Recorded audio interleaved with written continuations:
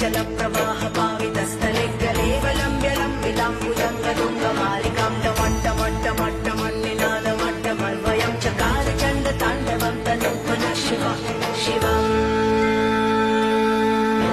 जटाकटाः सम्भ्रमभ्रमन्निलिम्प निर्झरि विलोलवीचि वल्लरी विराजमानमूर्धनि धगज्ज्वलल्ललाटपट्टपावके किशोरचन्द्रशेखरे रति प्रतीक्षणम् मम